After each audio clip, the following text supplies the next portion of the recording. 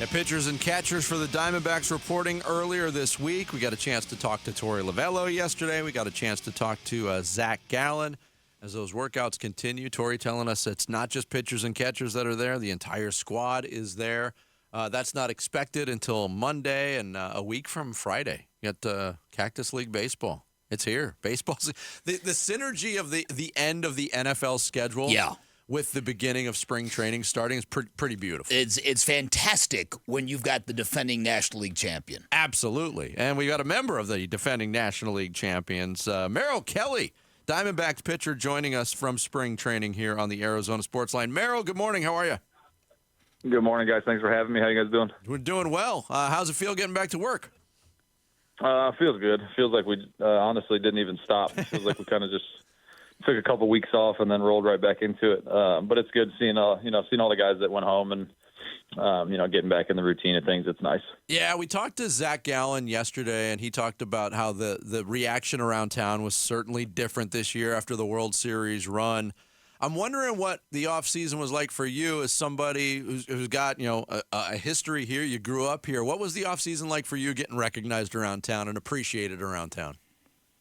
Yeah, I mean, as far as day in and day out stuff, it was pretty similar. But I definitely recognize that the cool part of it was what I'd have. I think the coolest part for me was when I'd have fans come up to me and, not necessarily just the recognition of who I was, but like legitimately, truly thanking me for, thanking me and thanking us as a team, for a great season. And I think, us being in the bubble that we're in, we kind of forget about, how sports fans really value and really view what we do. So I think that was probably the coolest part is people legitimately, extremely happy and grateful for us putting on a good show and putting on a good season. So for me, that was kind of the most special part about kind of getting recognized around the valley. Merrill, you were one of the breakout stars of the playoffs. You were not just dominant, you were filthy. You did it on the road consistently against some of the best lineups. And one of the best parts about it was it didn't come as a surprise to you at all. In fact, you talked openly in press conferences after these games about how this was kind of your plan. This is what you were thinking about during your long journey back to Major League Baseball. How do you feel about that looking back now at just the way you shined, and where do you take your career from here? Oof.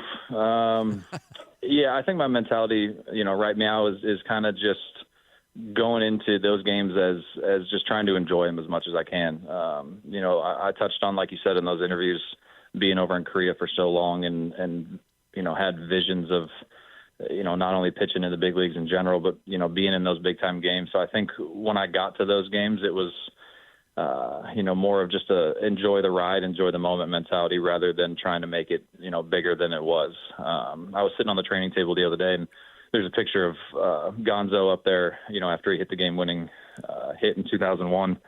And it kind of hit me again that, man, we were so close to that goal and so close to that dream of winning that looking back on it, it was probably a little bit bigger of a situation or a stage that I really tried to make it into at the time, but I think that was the goal kind of going into it.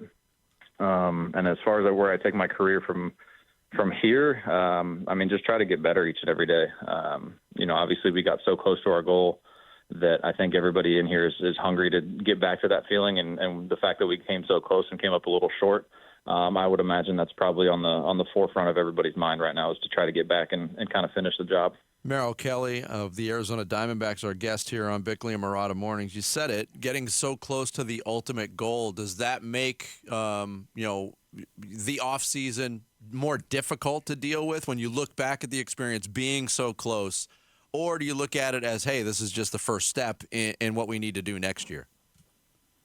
Yeah, I would say the first part of the offseason, it stung a little bit. You'd have kind of flashbacks and once all the dust settled, because obviously those playoffs and the World Series run, everything moves incredibly fast, right? You're just trying to hold on and just trying to get through each and every day, and just try to make it to the next day. So I think once the dust settles and we had time to kind of reflect on it, it definitely stung for a little bit. It left, a sour taste in a lot of our mouths. I would imagine the first part of the off season, but once you kind of get past that and, you settle back in with your family and enjoy, just being a normal person for a little while. I think it's a really cool experience that we can all look back on and kind of come together and grow as a group, knowing that, no, going into last year, nobody had any expectations that we would even be close to finishing second in the whole thing. So I think, everybody's trying to take that as a positive and just trying to move forward and trying to build on that momentum and that ride that we all took together as a group, and just try to, like I said, get back and kind of try to finish the job. Not only was it very awesome for Diamondback fans to see the way you responded in these high-leverage, super clutch situations, and that's dating all the way back to the World Baseball Classic with you, but to the point where people were saying this guy, Merrill Kelly, is the true ace of this staff. You had Zach come out in Game 5 and he brought a no-hitter into the 7th inning. When you look at you two together, when you look at the staff and how it's been fortified, how do you feel about the state of pitching with the Diamondbacks going into this year?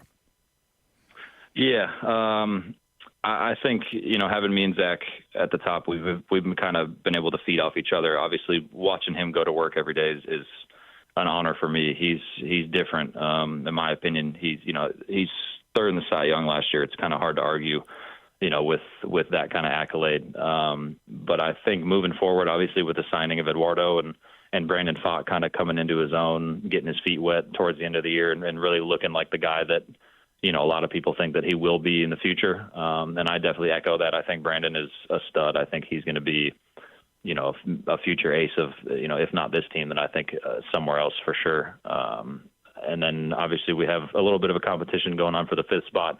But for whoever fills that spot, I'm very confident putting us up against, most rotations in the league. I think we're maybe a little bit underrated just because we play in Arizona and, there's, the Yamamotos of the world and all those guys that have gotten the notoriety. But, with what we did last year and kind of the last couple of years that we put together, you touch on, obviously me and Zach's last couple of years, going into the season, I think we're as competitive as a rotation as anybody in the league. Diamondbacks pitcher Merrill Kelly, our guest here on Arizona Sports. You kind of touched on it there, the LA factor and what happened in the NLDS, the way you guys handled the Dodgers. Some people suggested broke the Dodgers in a way.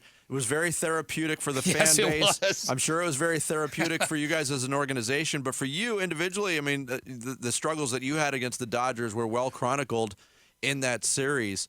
Overall, what does that win do for the confidence of this team, or is that something that you think is maybe a little bit overrated in the minds of many? No, I definitely don't think it's overrated. Anytime you can, anytime David can beat Goliath, I think you try to take those wins as much as you can. Like you touched on, my track record against those guys has been absolutely terrible. There's no way around it. There's no ifs, ands, or buts. So for me, I think that's kind of the beauty of the playoffs at the same time. And I kind of touched on that mentality going into that earlier. It's just once you get there, it's kind of anybody's game. And I think that's the beauty of baseball. I think that's the beauty of the playoffs is, you hear about these teams that, over the course of the history of baseball, you hear it all the time. It's like, oh, this team got hot at the right time. They got hot at the playoffs. I think that was probably a good recognition of where we were at. And obviously anytime we can beat the Dodgers, I think everybody appreciates it. But I think those games this year, obviously they signed, $1 billion worth of 2 players. But I think those games are going to be a lot of fun this year. I think, with the presence of Ohtani in general, he brings a whole different dynamic to each and every team that he goes to. So I'm looking forward to those games this year. I think they're going to be a lot of fun.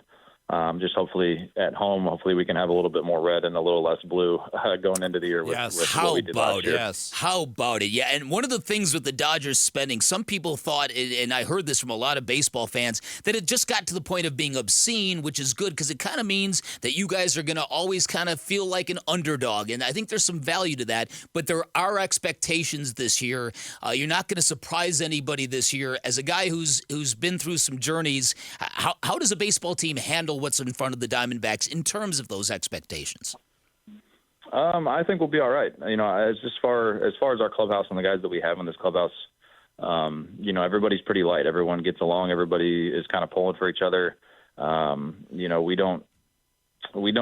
try not to make too big of any really situation. And I got to hand that to a lot of our young guys. I think in this business, and especially at this stage, I think, a lot of young guys, the lights get pretty bright pretty quick. But I think our guys are pretty even keel. Their heartbeat's pretty slow, and I don't see that. I don't see that changing anytime soon. Even though like you said, there are expectations going into this year, but the vibe, at least for the first couple of days, and we'll see obviously when the position players get here, but the energy feels the same.